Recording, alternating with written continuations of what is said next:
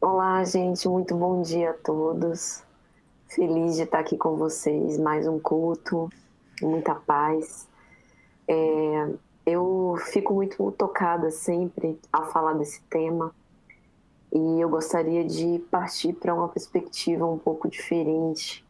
A família, sem sombra de dúvida, como todos já disseram tão bem, é um agrupamento humano que vem com o pretexto de ser unido por laços consanguíneos, mas com o propósito de formar ligações afetivas mais duradouras, né?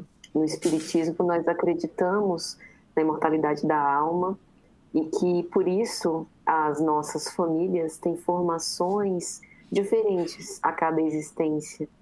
E isso é um propósito muito especial do alto.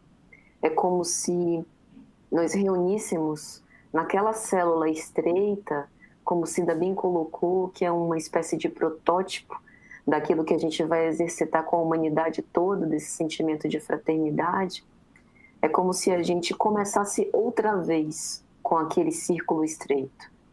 Então, por vezes, nós nos reunimos com afetos amados, com membros da nossa família espiritual, como chamamos. Por outras vezes, nós nos reunimos com pessoas que não nos suscitam exatamente afeição.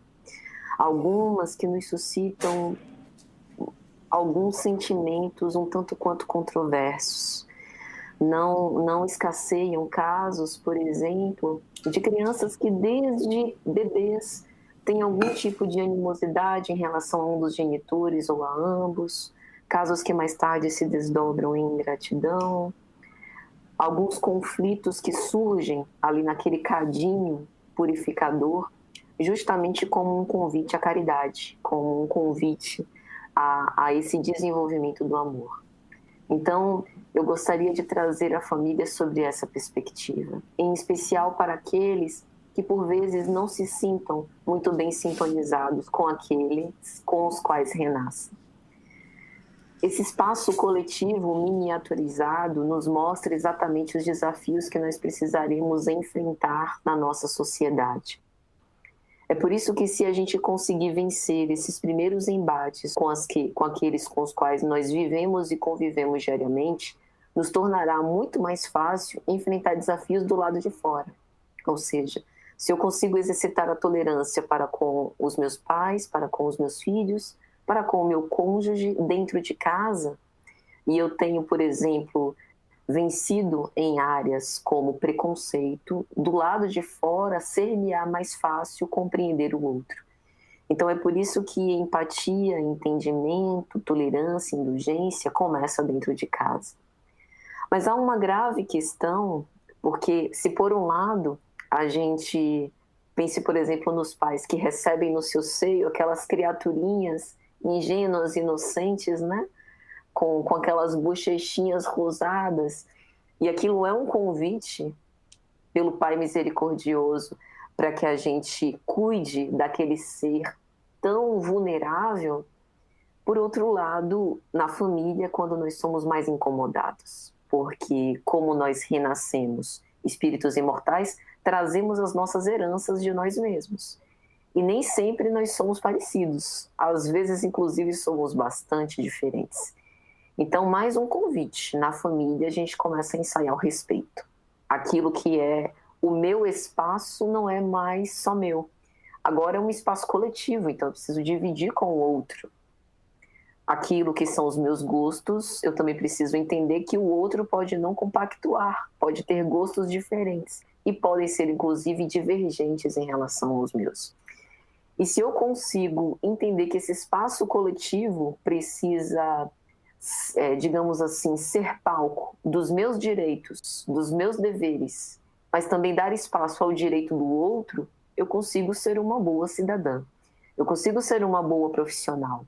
Eu consigo ser uma boa mãe e na minha família que eu formar, eu consigo levar esses valores. Por isso nós acreditamos que, como o Thaís trouxe, né, a frase de Rui Barbosa, família como célula máter da sociedade, os valores que nós conseguimos desenvolver dentro da família, a gente leva do lado de fora. Haroldo Dutra Dias tem uma expressão muito pertinente: família é um incômodo construtivo. É justamente quando nós estamos em contato com a contradição, com a opinião diferente, que a gente consegue crescer. E que é pensar sobre as novas formações familiares. O modelo, né, de família que nós tínhamos, pelo menos dos nossos ancestrais, dos nossos avós, hoje são bem diversificados na nossa sociedade. Temos aqueles que nos casamos, né, por segunda, terceira vez, e aí os filhos de outros casamentos passam a se incorporar na nossa família, pela morte dos nossos entes queridos e a agregação de outros membros colaterais, a nossa família às vezes toma conformações muito diversas. De fato, tudo isso segue um propósito do alto. Mas o alicerce da família parece mesmo ser a relação conjugal, porque a família aqui no sentido de lar, de agregação desses vínculos de amor, nós todos nascemos, né, sobre esse patrocínio do amor. Dois seres se uniram e optaram pelo nosso nascimento, funcionaram como co-criadores com Deus para que nós tivéssemos essa experiência física. Então isso é muito interessante, porque mostra esse princípio básico da família, né? A família como um ambiente de cooperação local onde a gente, pelo menos, deveria se sentir identificado, se sentir amado. Onde a gente tem uma parte que é nossa, mas uma parte que é do outro. E aqui eu quero colocar duas citações pelo Espírito Emmanuel. A primeira, que ele diz que a família consanguínea é lavoura de luz da alma, né? É como se nós espíritos fôssemos uma espécie de campo que precisasse ser cultivado.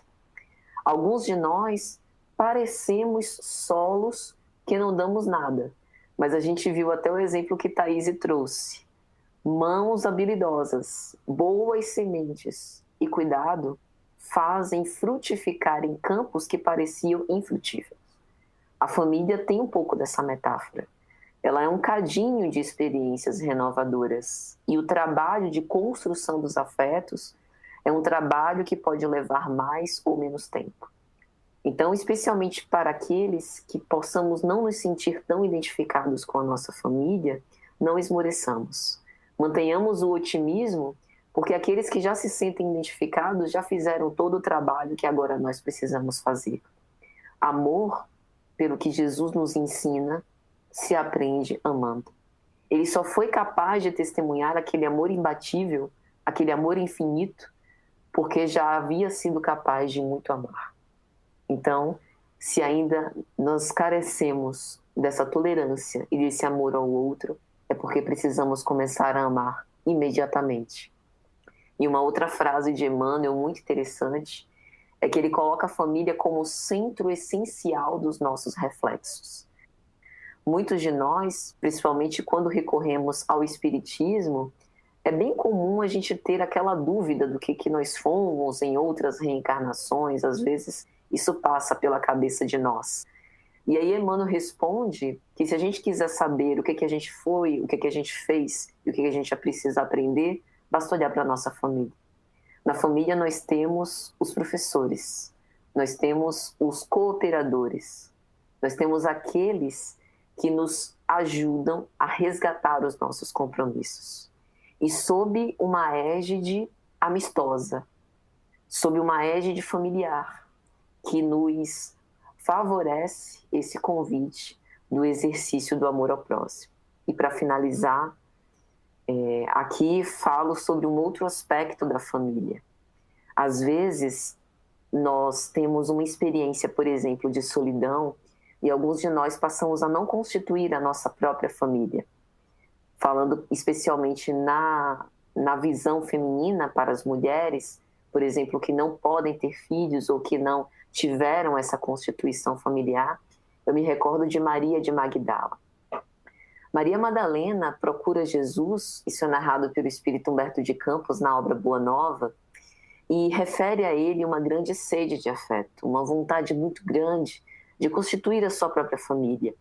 Naquele tempo, a sociedade judaica, patriarcal, o preconceito em relação à mulher era ainda mais marcante do que a gente vê hoje na nossa sociedade.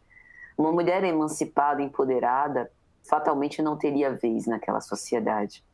E Maria conservava um desejo íntimo muito grande de constituir o seu próprio lar, ter o seu marido, ter os seus filhos. Tinha uma sede de afeto muito profunda. E Jesus, percebendo aquela sede de afeto em Maria, vira-se para ela e diz: na tua condição de mulher, já pensaste no que seria o mundo sem as mães que no lar vivem o silêncio e o sacrifício, o serviço de abnegação aos seus filhos? E ela aproveita para se queixar e lamentar o seu infortúnio, segundo a sua visão. Pena de mim, Senhor, eu não poderei ser mãe, não tenho marido. E aqui Jesus coloca um ensinamento muito interessante para nós, que nos mostra que os nossos desafios começam sim na nossa família consanguínea, mas não se detêm aí, se devem expandir para toda a sociedade, para a fraternidade universal. Quando Jesus responde: qual das mães será maior aos olhos de Deus? A que se devotou apenas aos filhos de sua carne ou a que se consagrou pelo Espírito aos filhos de outras mães? Só o amor pelo sacrifício poderá saciar a sede do coração. Maria Madalena não foi mãe de filhos gerados pelo seu ventre, mas recebeu os leprosos vindos da Idumeia como se fossem os seus próprios filhos. Ela converteu a sua vida numa vida de sacrifício em amor pelo outro. E não foram filhos nascidos do seu próprio ventre, como dissemos, mas foram filhos que ela adotou pelo coração. Isso significa dizer que, ainda que nós não constituamos a nossa própria família, a humanidade inteira é a nossa família. E é isso que Jesus nos mostra. Muita paz a todos. Muito obrigada.